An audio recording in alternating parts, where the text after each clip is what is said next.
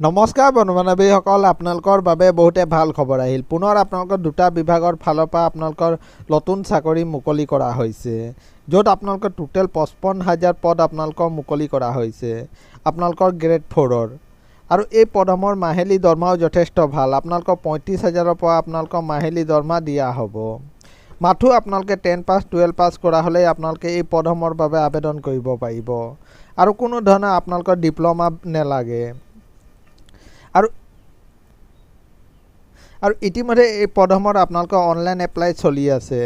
আৰু ইয়াত কি পদ আছে, কিমান বয়সলৈকে আপোনালোকে আবেদন কৰিব পাৰিব আৰু কিদৰে আপোনালোকে আবেদন কৰিব, সবিশেষ জানিবৰ কাৰণে আমাৰ এই ভিডিঅ'টো আপোনালোকে শেষলৈকে চাই থাকিব। ব্লগ ভিডিঅ'টো আৰম্ভ কৰোঁ। আপোনালোকে চাব পাৰে প্ৰথম এডভাৰ্টাইজমেণ্টখন মুকলি কৰা হৈছে আপোনালোকৰ ইণ্ডিয়ান পোষ্ট অফিচৰ ফালৰ পৰা আপোনালোকৰ মুকলি কৰা হৈছে। ইয়াত আপোনালোকৰ কি পোষ্ট আছে আপোনালোকে চাব পাৰে। আপোনালোকৰ branch post master, assistant branch post master আৰু ডাক সেৱকৰ পদ আপোনালোকৰ মুকলি কৰা হৈছে। আৰু টোটেল ভেকেঞ্চি আছে আপোনালোকৰ 44,228টা টোটেল ভেকেঞ্চি আপোনালোকৰ মুকলি কৰা হৈছে অল ইণ্ডিয়া কেটেগৰীৰ কাৰণে। আৰু আমাৰ অসমৰ বাবে আছে আপোনালোকে চাব পাৰে 896টা ভেকেঞ্চি আমাৰ অসমৰ বাবে মুকলি কৰা হৈছে। আৰু মাহিলী দৰমহাও যথেষ্ট ভাল আপোনালোকে চাব পাৰে। আপোনালোকে ব্ৰাঞ্চ পোষ্ট মাষ্টাৰৰ বাবে আপোনালোকক 12,000 পৰা 29,380 টকা আপোনালোকৰ মাহিলী দৰমহা দিয়া হ'ব। আৰু যিবোৰ এছিষ্টেণ্ট ব্ৰাঞ্চ পোষ্ট মাষ্টাৰ আৰু ডাক সেৱকৰ পদ আছে, এই পদসমূহৰ বাবে 10,000 পৰা আপোনালোকৰ 24,470 টকা পৰ্যন্ত আপোনালোকৰ মাহিলী দৰমহা দিয়া হ'ব। আৰু বয়সৰ সময়সীমা বিচৰা হৈছে 18 বছৰৰ পৰা আপোনালোকে 40 বছৰলৈকে আবেদন কৰিব পাৰিব। লগতে এজ ৰিলেক্সনো আপোনালোকক দিয়া হৈছে। SC ST হ'লে আপোনালোকে 5 বছৰ, OBC হ'লে আপোনালোকৰ 3 বছৰ এজ ৰিলেক্সন দিয়া হৈছে। আৰু এডুকেশ্যন কোৱালিফিকেশ্যন বিচাৰিছে, মাথো আপোনালোকে 10 পাছ কৰা হ'লেই আপোনালোকে আবেদন কৰিব পাৰিব। আৰু এপ্লিকেশ্যন ফিজ ৰখা হৈছে আপোনালোকে চাব পাৰে। OBC আৰু জেনেৰেল কেটেগৰী হ'লে আপোনালোকে 100 টকা এপ্লিকেশ্যন ফিজ দিব লাগিব। আৰু বাকী আপোনালোকে SC ST ফিমেল কেণ্ডিডেট হ'লে আপোনালোকে কোনো ধৰণৰ এপ্লিকেশ্যন ফিজ দিব নালাগে।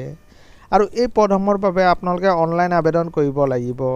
আৰু আপোনালোকৰ অনলাইন এপ্লাই আৰম্ভ হৈছে আপোনালোকে চাব পাৰে 15 জুলাইৰ পৰা আপোনালোকৰ অনলাইন আবেদন আৰম্ভ হৈ গৈছে। আৰু আপোনালোকৰ লাষ্ট ডেট ৰখা হৈছে আপোনালোকে 5 আগষ্টলৈকে আপোনালোকে এই পদসমূহৰ বাবে আবেদন কৰিব পাৰিব। আপোনালোকে ইণ্ডিয়ান পোষ্ট অফিচৰ অফিচিয়েল ৱেবছাইটত গৈ এইসমূহ পদৰ বাবে অনলাইন আবেদন কৰিব পাৰিব। আৰু এইসমূহ পদৰ বাবে আপোনালোকে কোনো ধৰণৰ ৰিটেন এক্সাম নাইবা আপোনালোকে স্কিল টেষ্ট আপোনালোকে দিব নালাগে। মাথো আপোনালোকৰ 10 পাছৰ মাৰ্কৰ ওপৰত নিৰ্ভৰ কৰিয়ে আপোনালোকৰ চিলেকশ্যন কৰা হ'ব। যদি আপোনালোকৰ 10 পাছত পাৰ্চেণ্টেজ ভাল থাকে তেন্তে আপুনি অতি সহজতে এই চাকৰি লাভ কৰিব। আৰু নেক্সট নটিফিকেশ্যনখন আহিছে আপোনালোকৰ SSC ফালৰ পৰা আপোনালোকৰ মুকলি কৰা হৈছে। আৰু ইয়াত আপোনালোকৰ SSC MTSৰ পদ আপোনালোকৰ মুকলি কৰা হৈছে। চাব পাৰে আপোনালোকৰ পোষ্ট নেম দিয়া হৈছে আপোনালোকৰ মাল্টি টেষ্টিং ষ্টাফ আৰু আপোনালোকৰ হবলদাৰৰ পদ মুকলি কৰা হৈছে। টোটেল ভেকেঞ্চি আছে 8,326টা টোটেল ভেকেঞ্চি আপোনালোকৰ অল ইণ্ডিয়া কাৰণে মুকলি কৰা হৈছে। আৰু MTSত আছে 4,887টা ভেকেঞ্চি।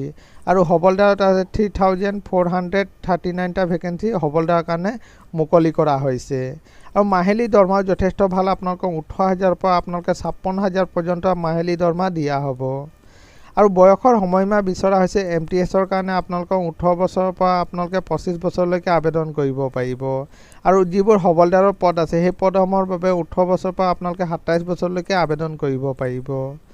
আৰু এপ্লিকেশ্যন ফিজ ৰখা হৈছে আপোনালোকে চাব পাৰে। UR আৰু আপোনালোকে OBC কেটেগৰীৰ কাৰণে 100 টকা এপ্লিকেশ্যন ফিজ দিব লাগিব। বাকী যিবোৰ কেটেগৰী আছে সেই কেটেগৰীবোৰৰ বাবে কোনো ধৰণৰ এপ্লিকেশ্যন ফিজ আপোনালোকে দিব নালাগে। আৰু এই পদসমূহৰ বাবেও আপোনালোকে অনলাইন আবেদন কৰিব লাগিব। আৰু অনলাইন আবেদন আৰম্ভ হৈছে আপোনালোকে চাব পাৰে 27 জুনৰ পৰাই আপোনালোকে এই পদসমূহৰ অনলাইন আবেদন আৰম্ভ হৈ গৈছে। আৰু লাষ্ট ডেট ৰখা হৈছে আপোনালোকে 31 জুলাইলৈকে আপোনালোকে এইসমূহ পদৰ বাবে অনলাইন আবেদন কৰিব পাৰিব। আৰু আপোনালোকে এক্সাম ডেট দিয়া হৈছে আপোনালোকৰ অক্টোবৰ নাইবা আপোনালোকৰ নৱেম্বৰ মাহত এই পদসমূহত আপোনালোকে এক্সামো অনুষ্ঠিত কৰা হ'ব। আৰু এই পদসমূহৰ বাবে আপোনালোকে SSCৰ অফিচিয়েল ৱেবছাইটত গৈ আপোনালোকে অনলাইন আবেদন কৰিব পাৰিব। এইটোৱে আছিলে বন্ধু-বান্ধৱীসকল এটা সৰু সুৰা ইনফৰ্মেশ্যন। সদায় এইদৰে জব নটিফিকেশ্যন পাই থাকিবৰ কাৰণে চেনেলটো ছাবস্ক্ৰাইব কৰি দিব। ধন্যবাদ।